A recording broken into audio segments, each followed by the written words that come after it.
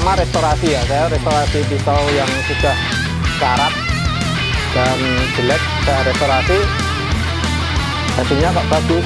Akhirnya saya mencoba bikin sendiri, akhirnya eksperimen, explore ide, akhirnya saya menikmati sebagai seorang blacksmith.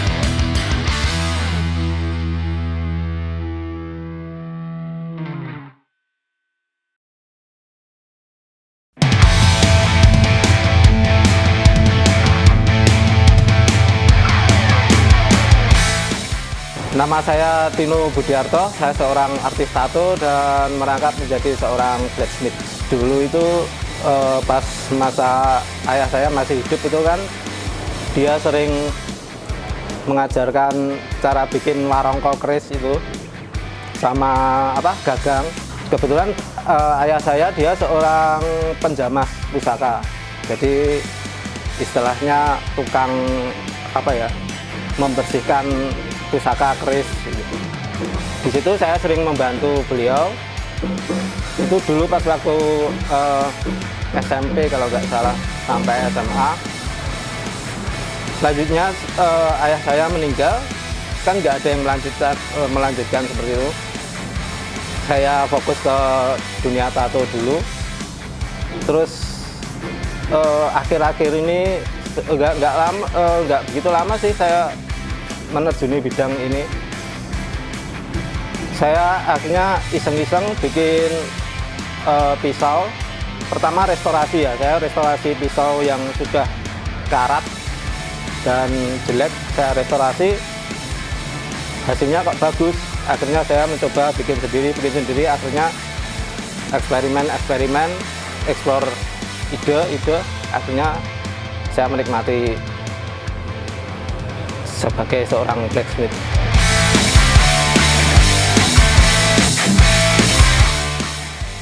Sudah dari dulu saya suka ya tentang sajam gitu, pisau, terutama katana saya paling seneng. Dari situ dulu saya mau bikin itu sepertinya susah, harus ke daerah mana untuk pemesanan apa yang saya inginkan modelnya.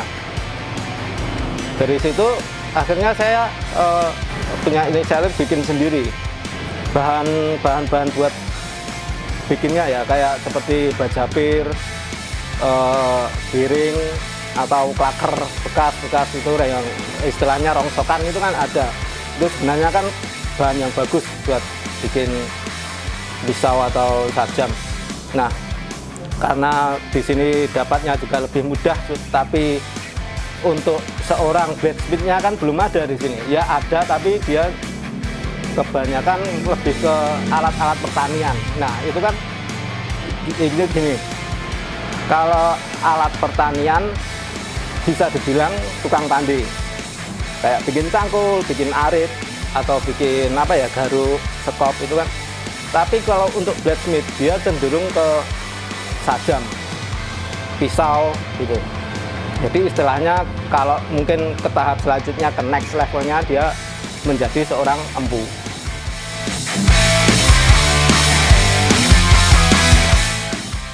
Kalau saya kebanyakan yang model untuk pencak silat, ada yang kerambit itu sering.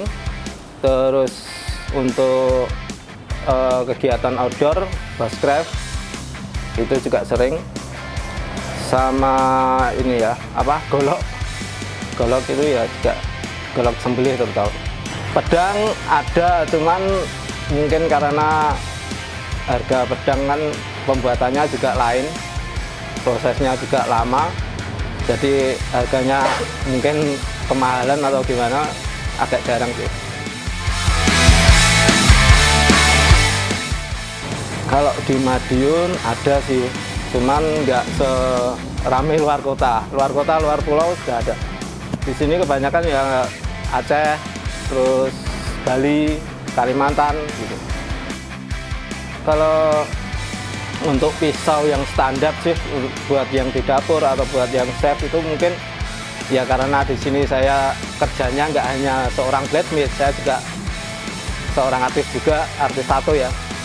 Jadi waktu saya juga saya bagi. Tapi kalau untuk saya fokus benar di blacksmith untuk menggarap satu pisau itu mungkin sampai 3 hari baru selesai.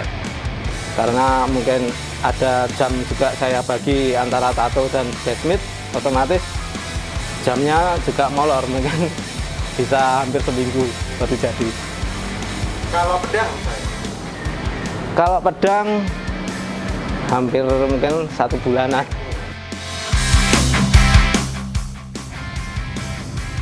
Untuk perawatan supaya tidak cepat karatan, sebenarnya kalau itu dilihat dari bahan juga. Untuk pisau dari bahan baja, dia kalau kandungan karbonnya semakin tinggi, dia akan semakin mudah berkarat. Untuk pisau yang bahan baja khusus untuk memasak atau chef, itu perawatannya Anda olesi dengan minyak goreng itu ya, goreng yang buat di dapur itu tipis saja.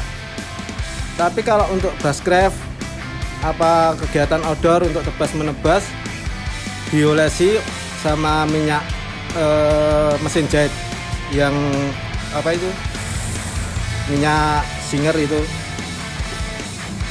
Kalau untuk pisau bahan stainless, dia tidak mudah berkarat, tapi dia cepat tumpul. Paling enggak seminggu sekali itu harus diasah terus. Jadi perbedaannya kalau pisau berbahan stainless sama bahan baja. Kalau bahan baja itu ketajamannya bisa sangat tajam dan awet. Tapi kalau untuk pisau stainless berbahan dasar stainless, dia lebih cepat tumpul. Mungkin itu perawatannya 1 minggu sekali harus diasah. Untuk harga pisau paling murah itu 150. Terus untuk yang mahal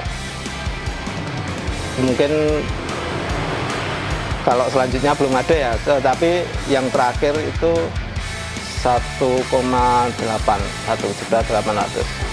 itu pedang. Untuk ke depan saya paling pengen sebenarnya bikin keris, tapi mengingat keris itu juga perlu tempat pembakaran yang bagus dan pengapian yang bagus pula. Sementara bengkel saya juga belum mumpuni, kan masih di pinggir jalan dan kecil. Untuk api besar saya nggak berani ambil resiko. Sementara kalau bikin keris kan harus pakai api yang besar. Nah itu saya sebenarnya masih pengen. Cuma nanti mungkin next saya ada tempat yang lebih bagus, saya baru coba-coba bikin keris.